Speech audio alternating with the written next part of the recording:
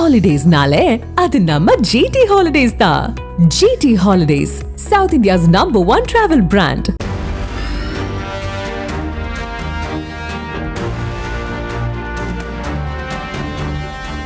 கட்சி தொடங்கி 20 ஆண்டுகளில் முதல் முறையாக தேமுதிக திமுகவுடன் கூட்டணி அமைத்துள்ளது எதிர்வரும் சட்டமன்ற தேர்தல் கூட்டணியில் முக்கிய திருப்பு முனையாக பார்க்கப்படுகிறது.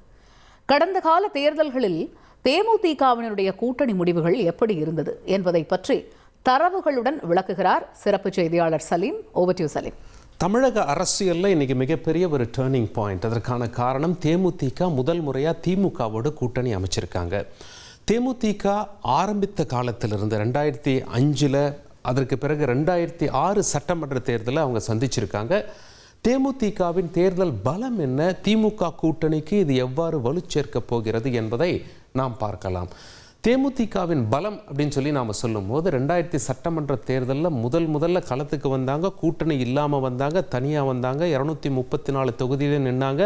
ஒரு தொகுதி மட்டும்தான் ஜெயிச்சாங்க. திரு விஜயகாந்த் அவர்கள் வெற்றி பெற்றது நமக்கு தெரியும்.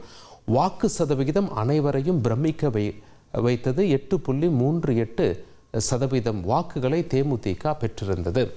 அடுத்த சட்டமன்ற தேர்தல் மிகப்பெரிய டேர்னிங் பாயிண்ட் என்று சொல்ல வேண்டும். அதிமுகவோடு தேமுதிக இணைந்தது, கூட்டணி சேர்ந்தது. அப்பொழுதுதான் தேமுதிக எதிர்க்கட்சி அந்தஸ்தை பெற்றது. திமுக 3வது இடத்திற்கு தள்ளப்பட்டது. அந்த நேரத்தில் 41 சீட்டில் போட்டி போட்டாங்க, 29 வெற்றி பெற்றாங்க. வாக்கு சதவீதம் 7.9% இருந்தது. அதுக்கு அடுத்தது 2014 சட்டமன்ற தேர்தலில் மக்கள் நல கூட்டணியில் அங்கம் வகிச்சாங்க. மக்கள் நலம் கூட்டணி அப்படின்னு சொல்லும்போது திருமாவளவன் அவர்கள், வைகோ, மற்ற கட்சிகள்லாம் இருந்தாங்க. மிகப்பெரிய கட்சியான திமுக அதிமுகவை தவிர்த்து 3வது அணியாக இந்த கூட்டணி இருந்தது. அதில் அங்கம் வகித்து 105 சீட் போட்டியிட்டாங்க. ஆனால் ஒரு சீட்டில் கூட வெற்றி பெற முடியல. வாக்கு சதவிகிதமும் குறைந்து விட்டது. 2.41% சுருங்கிவிட்டது. அதுக்கு அடுத்த தேர்தல், அதாவது சென்ற தேர்தலில் 2021 ஆண்டு அப்படின்னு சொல்லி நாம் எடுத்துக்கும் போது கூட்டணி, அதாவது மக்கள் முன்னணி, பீப்புள்ஸ் ஃப்ரண்ட் அப்படிங்கிற ஒரு சின்ன கூட்டணியில் தான் அவங்க போட்டியிட்டாங்க. 60 சீட்டு போட்டியிட்டாங்க, ஒன்று கூட வெற்றி பெற முடியவில்லை. 1% கீழே அவங்களுடைய, இன்னும் சொல்ல போனால் 0.5% கூட அவர்கள் வாக்குகளை பெறவில்லை. போன சட்டமன்ற தேர்தலில் முக்கியமான தொகுதி தேமுதிகவுக்கு அப்படின்னு சொல்லி பார்க்கும்போது விருதாச்சலம் சட்டமன்ற தொகுதியாக அமைந்தது. ஏன் அப்படின்னா இதில் பிரேமலதா விஜயகாந்த் போட்டியிட்டார். 13% வாக்குகளை பெற்றிருந்தார். அங்கு வெற்றி பெற்றது காங்கிரஸ் கட்சியை சேர்ந்தவர். அதாவது கிட்டத்தட்ட ஒரு 0.5% வாக்கு வித்தியாசத்தில் பாமகவை காட்டிலும் காங்கிரஸ் நாம் சொல்லும்போது திமுக கூட்டணி வேட்பாளர். பட் இந்த முறை தேமுதிக உள்ளே வந்திருக்காங்க. திமுகவோட காங்கிரஸ் ஏற்கனவே ஆட்சியில் பங்கு வேணும், கூடுதலாக சீட்டு வேணும் அப்படின்னு சொல்லி கேட்டிருக்காங்க. இந்த முறை இந்த குறிப்பிட்ட விருதாச்சலம் தொகுதியில் என்ன ஆகும் என்பதை நாம் பார்க்க வேண்டியிருக்கும். ஏன் அப்படின்னா முதல் இடத்தில் இருந்தவர்களும் 3வது இடத்தில் இருந்தவர்களும் ஒரே கூட்டணியில் இருக்கிறார்கள். அப்போ காங்கிரஸுடைய நிலைமை என்ன என்று பார்க்க வேண்டி இருக்கும். அடுத்து 2024 படு சுவாரஸ்யம். ஏன் அப்படின்னா காங்கிரஸ் கட்சி சார்பாக எங்களுக்கு ஆட்சியில் பங்கு கொடுங்க அப்படின்னு சொல்லி தினந்தோறும் ட்வீட் செய்து கொண்டு பேட்டி கொடுத்து கொண்டிருந்தவர், ஒரு சலசலப்பை உண்டாக்கியவர் என்று சொல்லும் பொழுது அது எம்பி மாணிக்கம் தாகூர். அவர் ராகுல் காந்திக்கு நெருக்கமாக இருக்கார். ராகுல் காந்தி அணியில் மிக முக்கிய நபராக இருக்கிறார். தினந்தோறும் அவர் தான் இதை பேசிக்கொண்டு வந்தார். செல்வ பெருந்தகை ஒரு கட்டத்தில், அதாவது காங்கிரஸ் கட்சியின் மாநில தலைவர், காங்கிரஸ் கட்சியின் தேசிய தலைவர் மல்லிகார்ஜுன கார்கேவை பெங்களூருவில் சென்று சந்தித்து இது குறித்து பேசியதாக கூட தகவல் வெளியிட்டிருந்தார். காங்கிரஸ் கட்சியின் மேலிடத்தை விட மாணிக்கம் தாகூர் பெரியாளா என்றெல்லாம் செல்வ பெருந்தகை பேசியிருந்தது நமக்கு தெரியும். இதெல்லாம் ஒரு பக்கம் இருக்கையில் இப்போது இங்கே சுவாரஸ்யத்தை பாருங்கள். 2024 நாடாளுமன்ற தேர்தலில் அதிமுகவோடு கூட்டணி வைத்து தேமுதிக களத்தில் நின்றது. அப்போ ஓட் பர்சன்டேஜ் பாருங்கள். மாணிக்கம் தாகூர் சுமார் 4500 வாக்குகள் வித்தியாசத்தில் தான் வெற்றி பெற்று எம்பியாக இருக்கிறார். வாக்கு சதவிகிதம் என்று வரும் பொழுது 0.5% வாக்கு வித்தியாசத்தில் தான் அவர் வெற்றி பெற்று நாடாளுமன்ற எம்பி ஆகியிருக்கிறார்.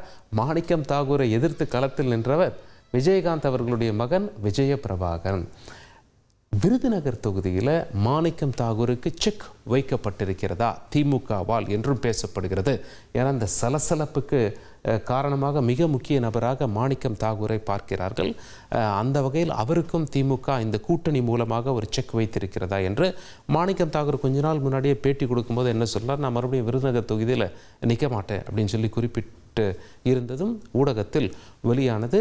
இந்த கூட்டணி தொடர்பாக பிரேமலதா விஜயகாந்த் அவர்கள் பேசியது என்ன என்று பார்க்கலாம். இங்க கழகத்தை சேர்ந்தவர்கள் விரும்பிய இந்த கூட்டணியை கேப்டன் இல்லாத இந்த நேரத்தில் அமைஞ்சிருக்கிறது. கேப்டன் 2016 இந்த கூட்டணி அமைய வேண்டியது. கலைஞர் ஐயா பழம் நழுவி பாலில் விழுப்போகுதுன்னு சொன்னார். ஆனால் 10 வருஷம் கழிஞ்சு தாமதமாக இன்றைக்கு இந்த கூட்டணி உறுதியாகி இருக்கிறது என்பதை இந்த நேரத்தில் நான் மகிழ்ச்சியோடு தெரிவித்துக் கொள்கிறேன். அது மட்டும் கிடையாது, எத்தனை நம்பர், எந்த தொகுதி, யார் வேட்பாளர்கள் என்பதெல்லாம் இதற்கு பிறகு குழு அமைத்து அந்த குழு 2 கட்சியின் சார்பாக தேமுதிக திமுக 2 கட்சிகளும் இணைந்து பேசி அதை முடிவு செய்து முதலமைச்சர் அண்ணன் ஸ்டாலின் அவர்கள் அதை அறிவிப்பார் என்பதையும் இந்த நேரத்தில் நான் தெரிவித்துக் கொள்கிறேன்.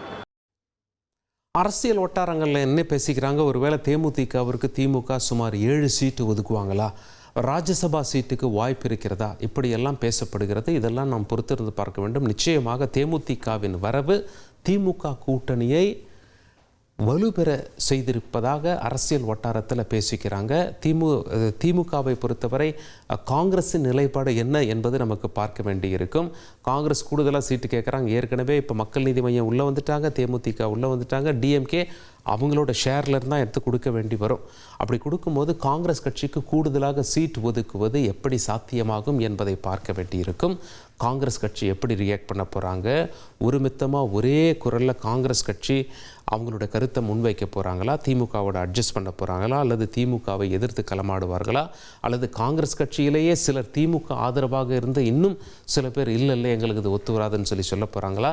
காங்கிரஸ் கட்சியினுடைய நிலைப்பாடு என்ன என்பதை பார்ப்பதற்கு தமிழக அரசியல் களத்தில் மிக சுவாரஸ்யமான ஒரு சம்பவமாக இன்று தேமுதிக திமுக கூட்டணியில் வந்திருப்பது பார்க்கப்படுகிறது.